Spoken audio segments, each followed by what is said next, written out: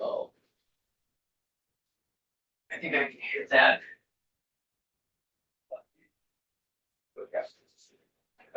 All right, good afternoon, everyone, and welcome to Senate Education. This is Wednesday, April 17th at 1:37.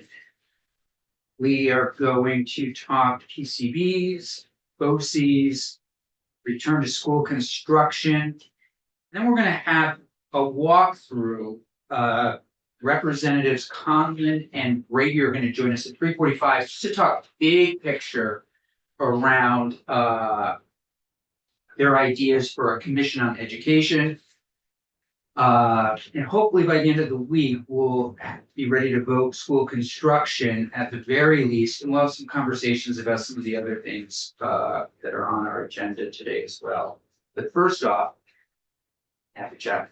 Senator, thank you. Matt Chapman, I'm the Director of Waste Management and Prevention at the Department of Environmental Conservation.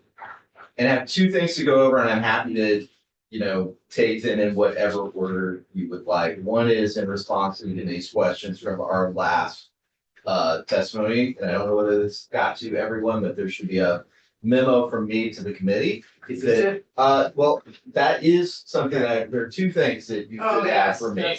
One is the memo, and the other is the draft legislation. And so, Oh, yes, we did ask. and you basically asked me, and I hope this is responsive to the questions that you asked, but I tried to answer some of the questions between what the differences were between screening values and standards, and the difference between EPA standards and Vermont standards in one page.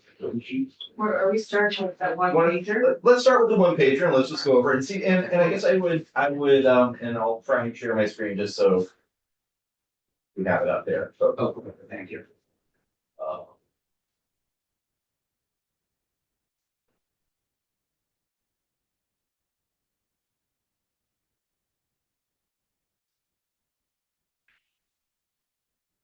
and Next. so you should be seeing, so basically as I said, this is a memo prepared for the committee in response to your questions from last time. And some of the questions were surrounding the differences between the screening value and standard, right? And part of this stems for the committee members who are in LCAR, I think it's just Senator Hughes. Yes. Please. And basically a screening value, or the RSL, it's a value that is used to basically screen out contaminants at a contaminated site, or identify which things need more investigation. And we basically use that when there's no cleanup value that exists. And so for indoor air, PCB indoor air values, Vermont's screening value is 15 nanograms per meter cubed. And EPA's residential screening value, which is what we would use in the context of school, is 4.9 nanograms per meter cubed. It's important to know neither one of these values are used currently at schools, right? These, before there were school action levels, these did come into play somewhat. They are no longer used. So if you move down to the next sort of the table, this is a comparison as best one can compare between the Vermont screening values and the EPA TSCA exposure levels. So if you look at the top row, you see what the Vermont screening school advisory levels are. And then the next row, EPA doesn't do it by grade level, they do it by age. So this basically is the rough corresponding age values between students and what the EPA concentrations are in nanograms per meter cubed. Yeah, please. Thanks. Sorry, can we, I feel like we're not comparing apples to apples, so. Why does one table say, one part of the table say exposure levels and one say SALs? Are those the same things? Well, because that is what Vermont calls them, school action levels, and EPA calls them exposure. Oh, but they're measuring the same. They're measuring PCB concentrations in indoor air at schools. Gotcha. So, and again, this was intended to be frankly helpful for you. So if there are suggestions the committee has, and I sort of took it as you were like wanting to have a resource to help you No, this is communicate super something. Yeah, So, this is- so if there are good. suggestions, for So clarity, helpful I matters. would. No, Senator, I'm not trying to be defensive or anything. It's more of a, please, I'm taking this with if there are things I can do to be helpful, Yeah. let me this is know. helpful. Thank you. Just wanna make sure I understand. Absolutely. So you see, there's a difference in values, right? And so why? That's the sort of next section, which is there's two major reasons why.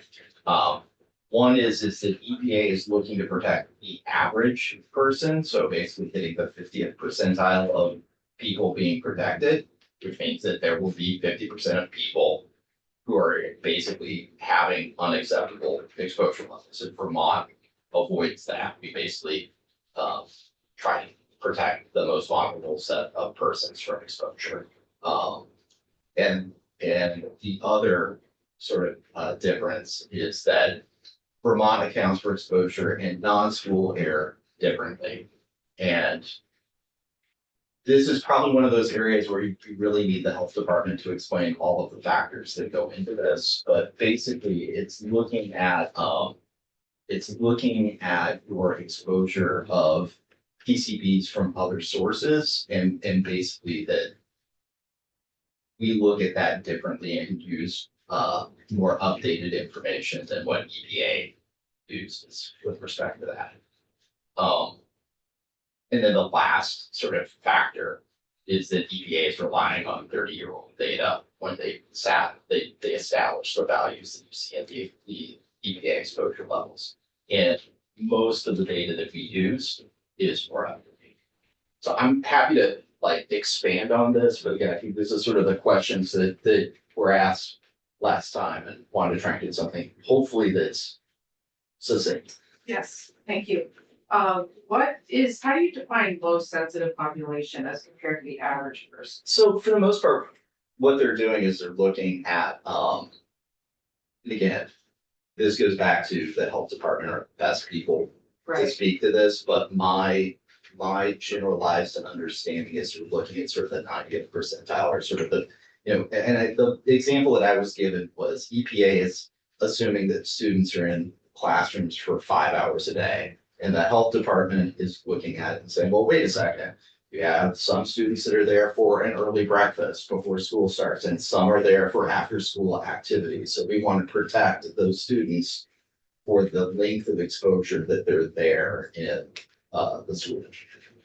how many days per year does the EPA assume, do you know? Now that's one that I feel like, yeah, that I don't want to get that detail. I think the health department has what they have a memo that's called a derivation memo that they do for all the standards that they develop. And I'm pretty sure that they've done one for the school action levels. I'm happy to find it and send it to you. That'd be great. Yeah. Quick question. So do you know, just out of curiosity, when you say the EPA is relying on data that's 30 years old, what gets them to update this? Same process that we're going through right now, all of a sudden something happens and It's a great question. I mean, it's a long time. it's a long time. EPA updating federal regulations, it's exceptionally difficult. And my experience has been that EPA does not do a lot of that. There are lots of things that I rely on in some of my programs from EPA that haven't been updated since the 80s or even the late 70s. So, and science has flown well past where EPA was at that time. So, I think there are friends I have in the environmental movement whose job it is to sue EPA to make them do the types of updates that you're talking about. Senator Weeks. Yeah, just to thank you for the testimony.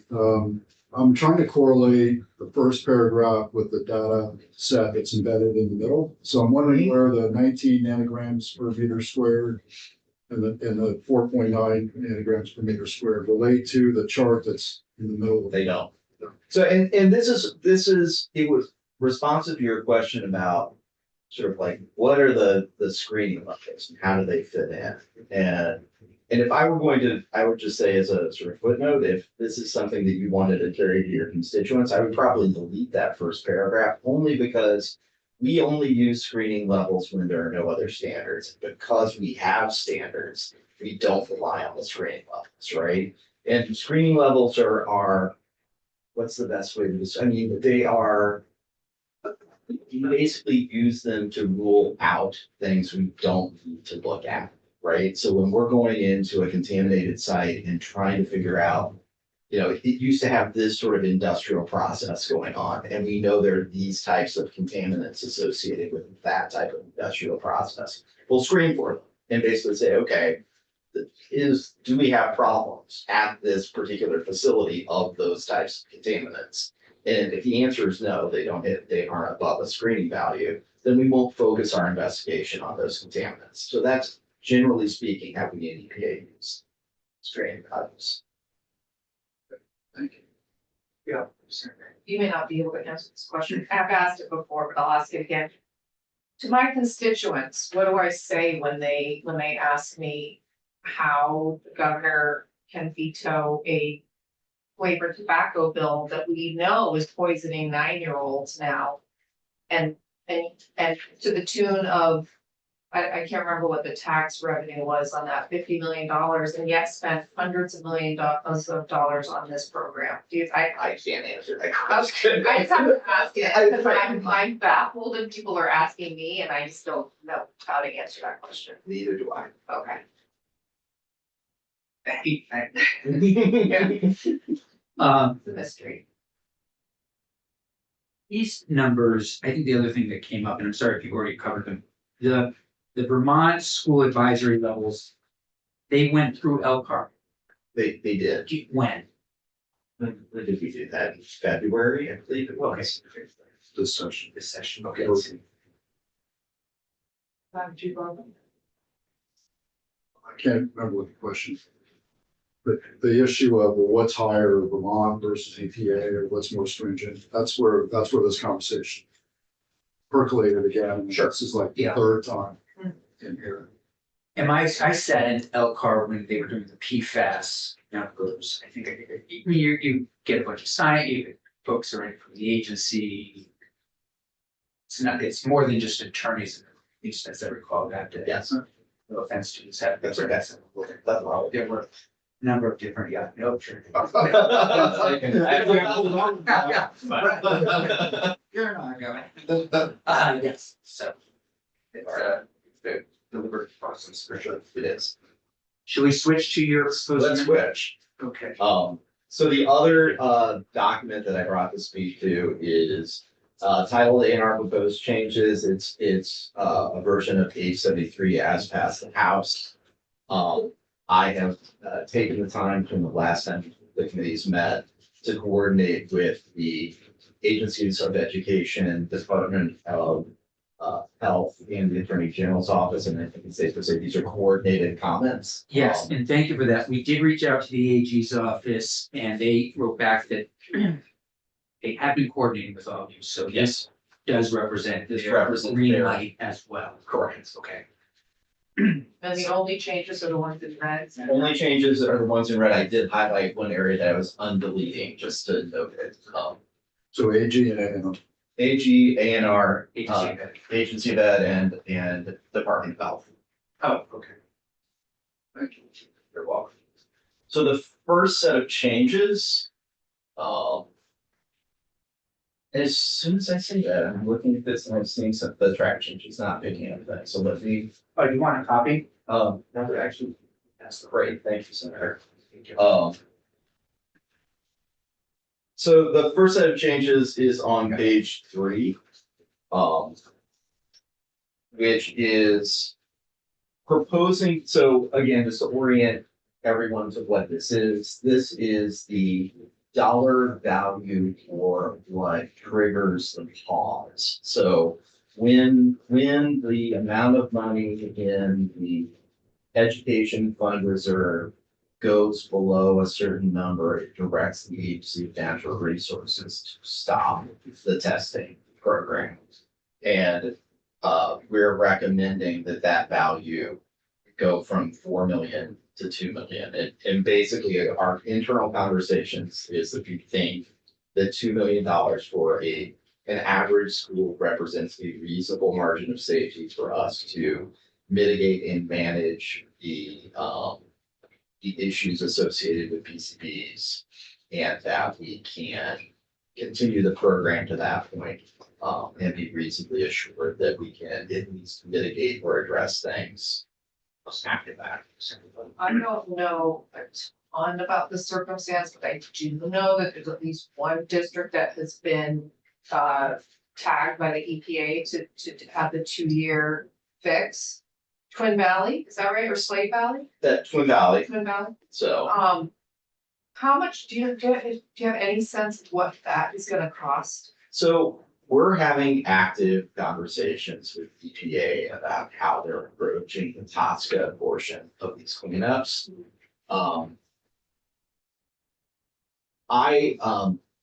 I believe that EPA ultimately will be taking a more flexible approach to how they approach cleanups and allow PCB containing materials to remain in place until a construction activity occurs that allows, where you'd be doing work in that area anyway and need to properly dispose of them.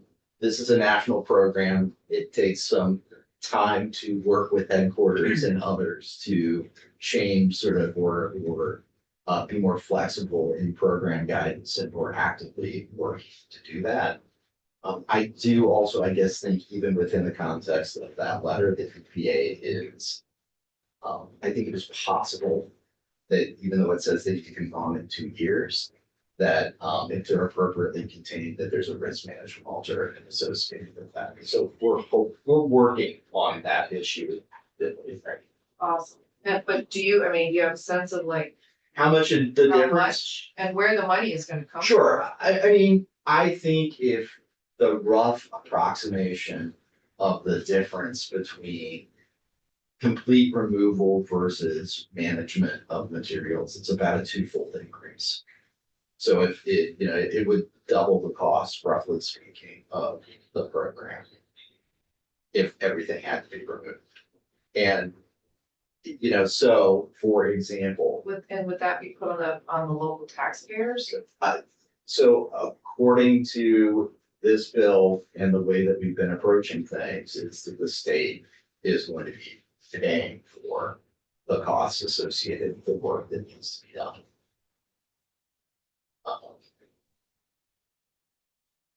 Okay. Yeah. What, yeah, no, just, a couple of things I don't know, if it's late in the day, so we may not have time to be thinking about this thing stuff, but like, for example, in our personal Burlington situation, the removal of the PCBs is difficult, and I worry sometimes about the locations that are accepting those materials is gonna be issues with that, cause I feel like. For stationers. Well, Like they go to like Ohio. Right, Like Michigan, other states. yeah. So Yeah, they don't even go up country. it depends on the concentration Okay. of the materials, but like building F, I think went to Michigan. yeah, exactly. So I guess I'm always a little bit concerned about that, concerned about the cost. One of the things that happened with us is once we got down to like the bottom of the basement, in one of the buildings, there were like these daubs of glue that had asbestos in them, where it was a whole other cost. Anyway, my point is that it's just not easy work. It's not simple work. It's really, really complicated. And I'm just so concerned about like all these hidden costs that come up. So I'm making sure as we look at this bill that the state feels confident that they have the resources to do the work.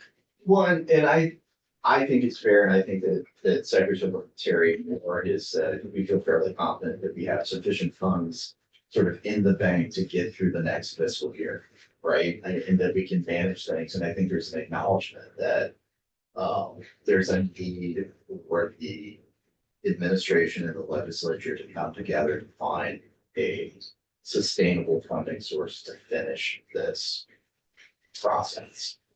Do we have any sense of where that sustainable funding source might be? I know you don't, Matt, but Well, I have to ask if they. sure. No, I mean, that's the last section that I proposed to add, though. So, Alright, It's in a week. Simply submit to this Senator Helix question. If it's a matter of priority, put money here, put money there. We just have to prioritize. I understand that, thank you. great. So the next proposed change is on page 4. It's at the bottom of the page. And basically, this was an amendment that was added to the House, in the House floor. If we can pause and not go into depth on this and then talk about it after the last sort of change, if we want to come back and sort of look at it and comparatively, I can see the why I'm making the change. All right, so we'll skip. So if you could pass skip through that, if that's okay. And then Yep. shift to page 5. Yeah, and then on the next page, page 5, this is responsive to the Attorney General's set of proposed edits. And it basically just changes that the investigation was not recommended or required by the state, but was instead part of the plan recommendation. And they thought that this would address the concerns the Attorney General raised in her testimony last week. Oh, Was not recommended. right. Would you say that piece? Would you say? Sure. Thanks. So again, this is when the state does not pay for the work that is taking place as far as PCB abatement removal. And it basically happens when we didn't recommend or require that to happen. A&R, the state didn't recommend or require, but it was a part of a regular construction project taking place. Okay. Part of school construction work. And this doesn't apply to Burlington. Right, I so, was gonna say that. Right, if that's the last sentence of this, because I think you're right, Senator, Right, this is, yeah. this is Burlington, right, like you. Yeah, totally. where they were going in to renovate, do reconstruction and PCBs were found. Yes. Well. All right, so the next changes on the last page. Okay. So the first change on lines 3 through 5. So this continues to maintain the requirement that schools test, but rather than having sort of a hard date, has it done in accordance with the schedule published by the Agency of Natural Resources. I think there's a lot of different. I think the need to test needs to be there, and I think the question then is, like, do people want a date? Do they want something more flexible so the agency isn't coming back asking for a change in that date, which we could just do via the schedule that we publish. But I think, again, having some requirement in a date associated with it was important. And then the last change. Matt, sorry, Yes, before absolutely. you move on. Yes. We see this schedule published by the Department of. Yeah, it's actually up on our website. So it's basically just saying you need to test in accordance with the testing schedule that we put up on our website. Do you want me to have Morgan? I can put it, I can get it. Is it more or less restrictive to this date here, do you know? Well, so this one basically says you've got to have everything done by a date certain, Yeah, right? And this one, and the difference is that, I guess the alternative is that you just basically have to do it in accordance with, if we have funding and say, we're gonna put you up for sampling, right? And I think, to be clear, I think we're very flexible. If you wanna have it be 20, if you want it to be 27 or 29, that's fine. If you want it, this was intended frankly to stop the process of us coming back every 2 years after there've been some funding delays to say, hey, can you increase the date again? So. And I think it's gonna give more time.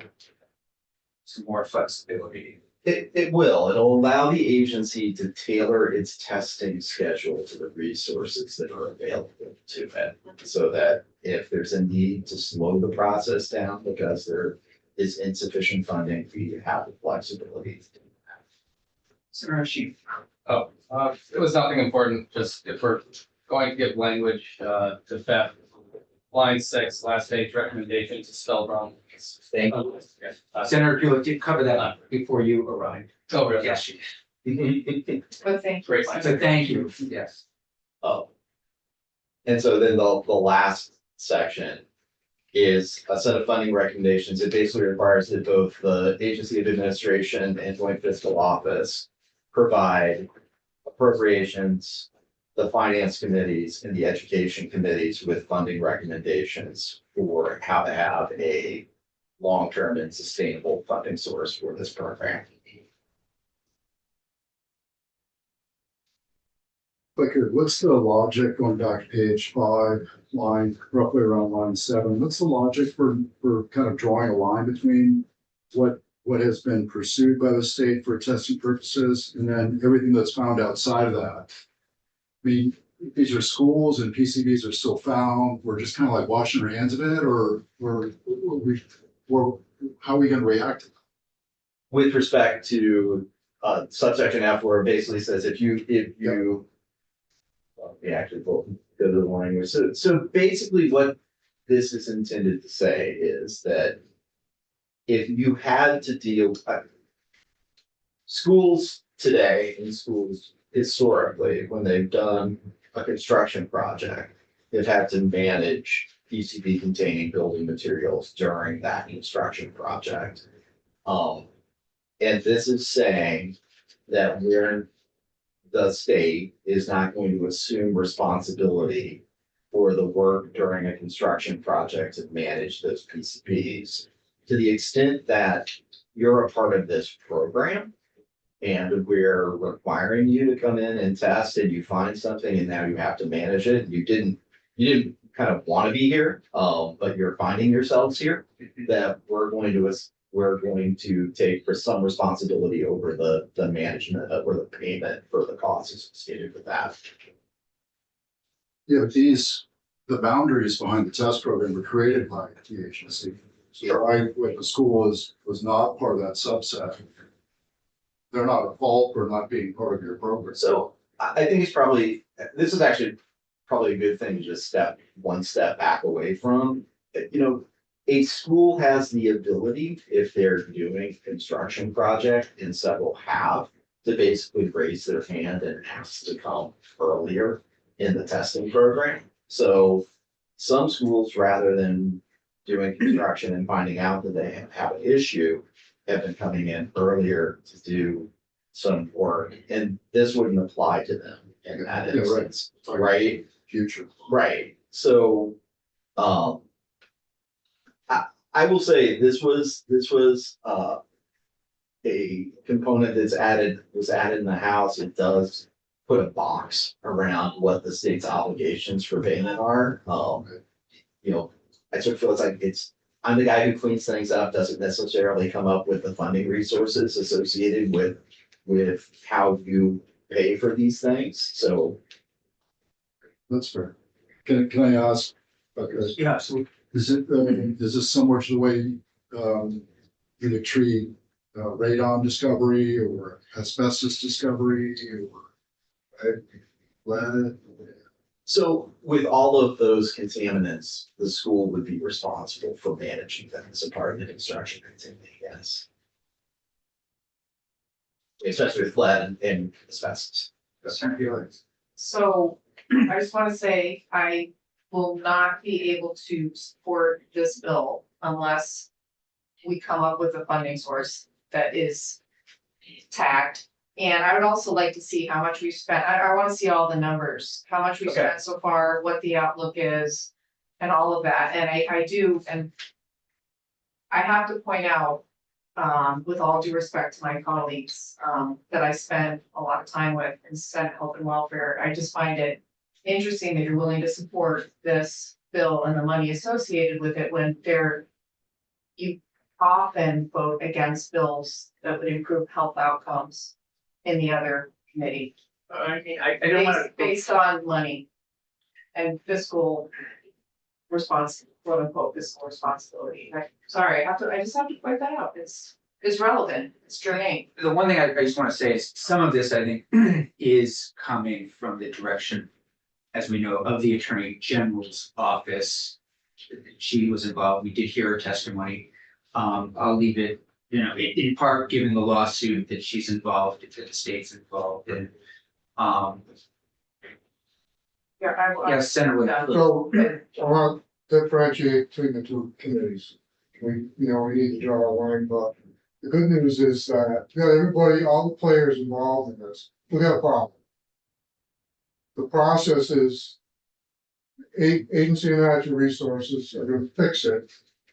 The amendment is gonna be that, finance, appropriations, we're all gonna identify the money.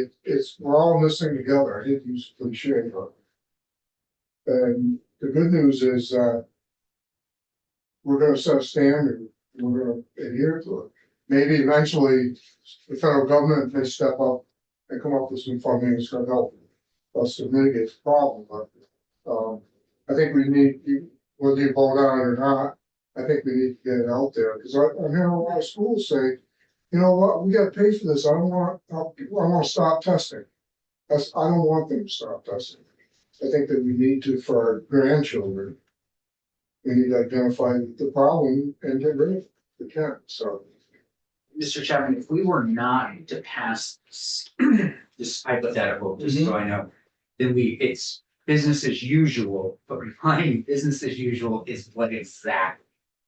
Well, I mean, to some degree, and we're doing a lot of what this bill is sort of asking us to do already, which is managing the number of schools that we're testing and the resources we think we have to deal with them. And this is a backstop and safeguard that the legislature wants to put in place to make people feel comfortable that,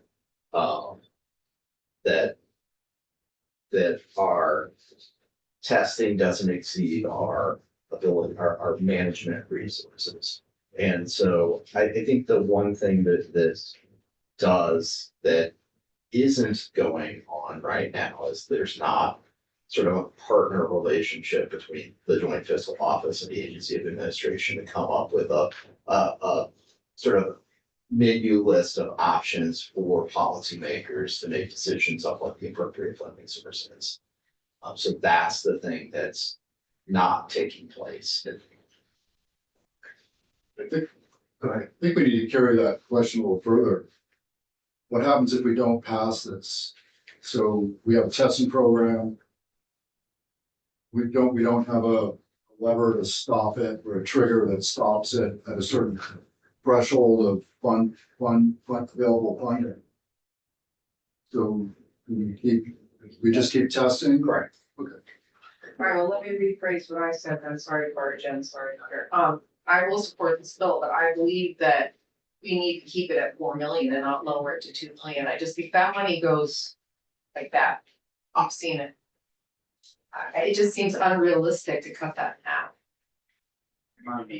I know, So that would be on page 3. 3 of changes. And Senator, I completely respect that point of view. I mean, like this is our estimate of what we think a reasonable margin of safety is based on the experience we have going through projects. I don't think Burlington is a good example. No, I know. I mean, It's an aberration to a certain extent. yeah, but I mean, I do think that this is a best estimate, right? So I appreciate that. Senator Sheen? Yeah. I'm not fully compelled that, why we're reducing the dollar amount. I mean, I like the mechanism in general that we have here for this bill.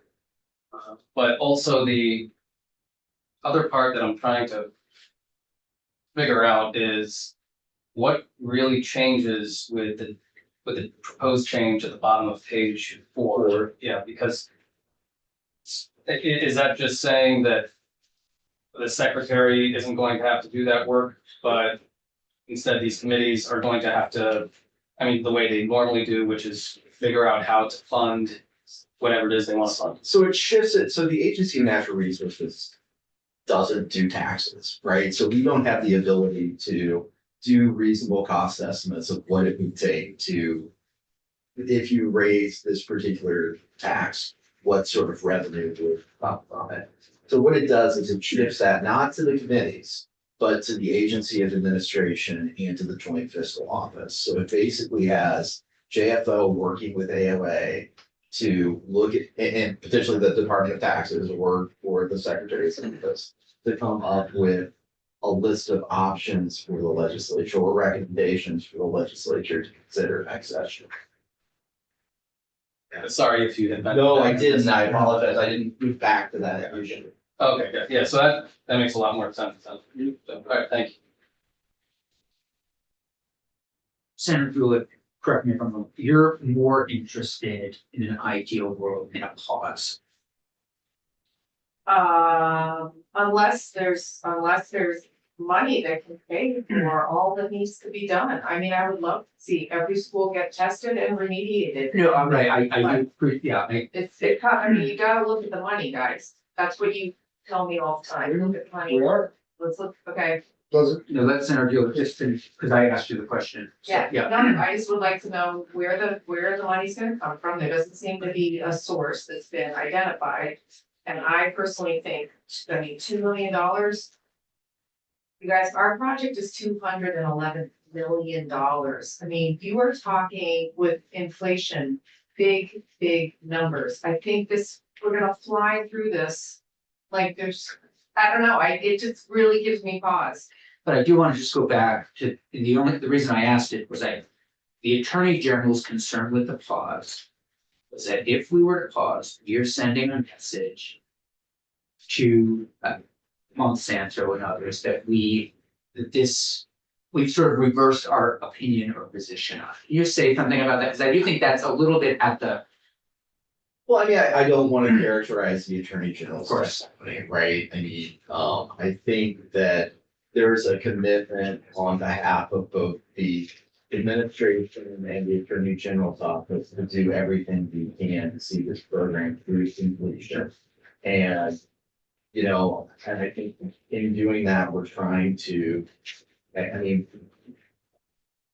you know, we're trying to manage things. I think we're trying to do exactly what you want to see happen, which is manage the work that we're doing to the amount of resources that we have. And I think that the question sort of is, when do we stop the flow of new projects coming in, right? And I think it may be important to just note, you know, there are other sources of funding that can be brought to bear outside of the education fund to do work at schools if the work is happening. There's something called the Environmental Contingency Fund, the fund that program manages.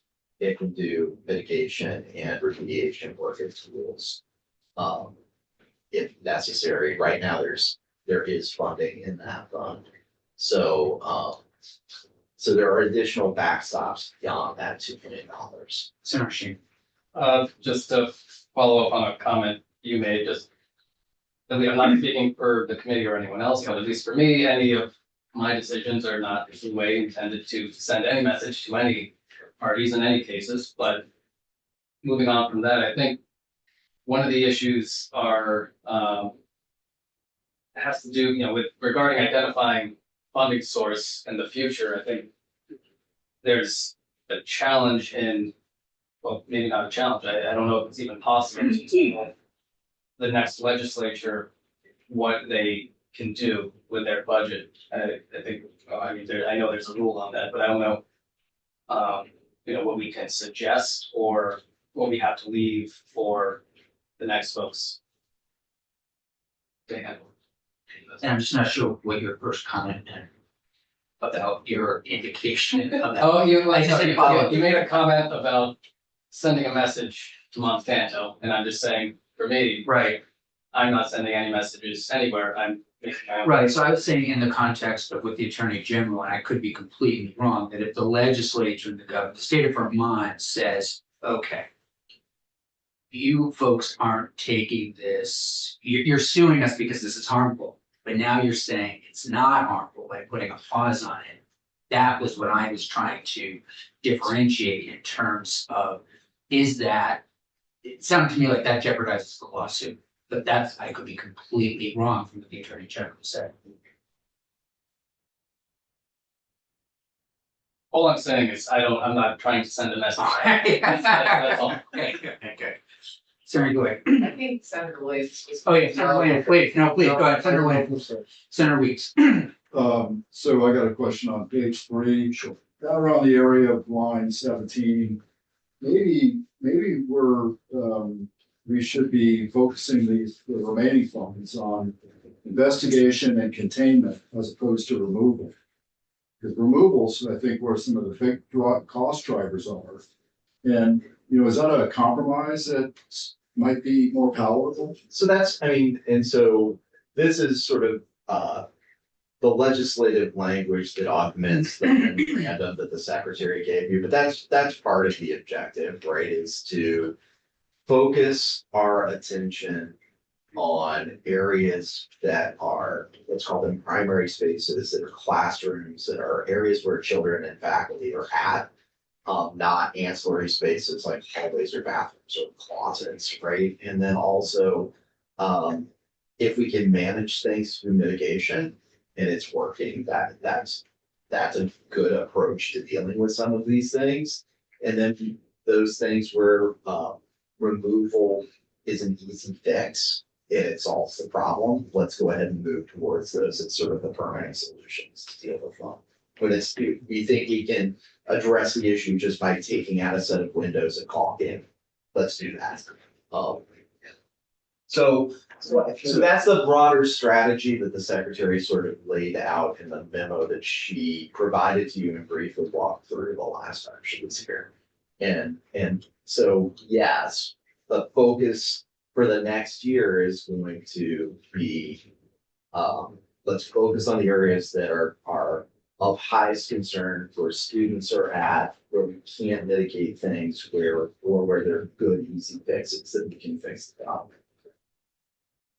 Where it gets tricky is when it's in the soils. Is it as heavy as some other things, or can it be sort of, 'cause like PFAS, I know sinks really. I'm just curious if it's, or does it say sort of surface level?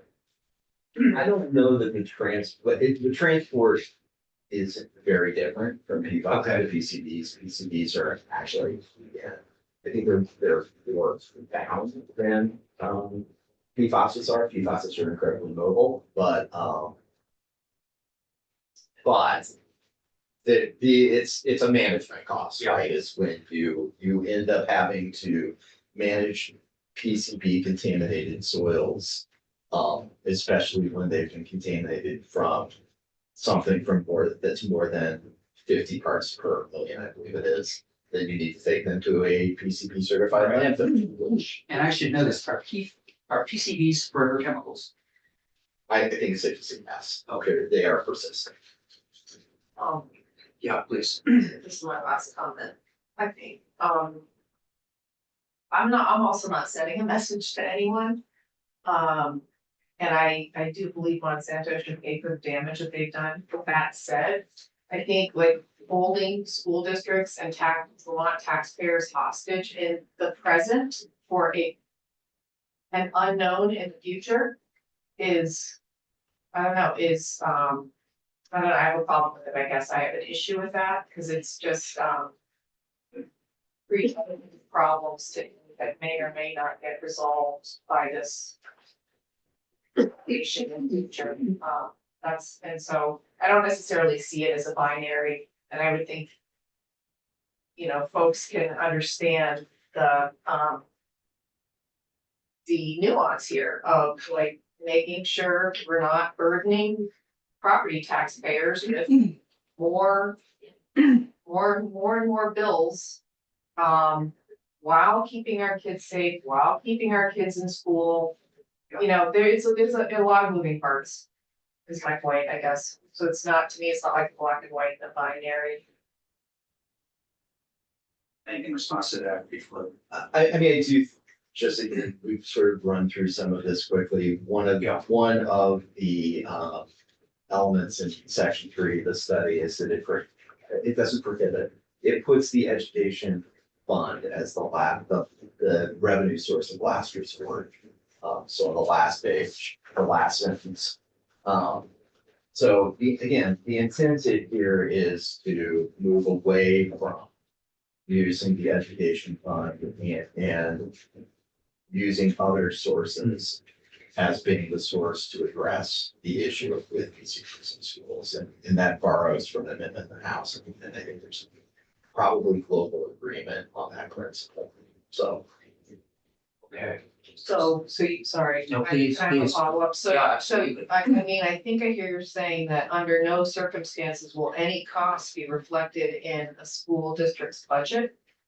So. Is that what I'm? No, what I said is, so as far as future funding for how we deal with this program, that the education funding, that ed fund would be the last source of funding. So you would need to go through and say there are no other funding sources available. Given the current environment, that's a reality that could come to fruition. I just have to point that out. Senator Sheen, please. So I don't know if I'm missing something here, but to a previous comment, I feel like this is not holding schools and districts hostage when, if we're creating a potential pause, if the funds dip below a certain amount, but also we can't bind a future legislature to build a budget when the future legislature hasn't been sworn in. And so I'm not sure what I'm missing here, because I feel like this is something that gives schools a chance, or, gives districts a chance to, slow things down if there are not enough funds, and you need funds to do the work. So yeah, that's just, Yeah, that's helpful. Very helpful. I think we'll close on that comment. I think that was a good summation of things.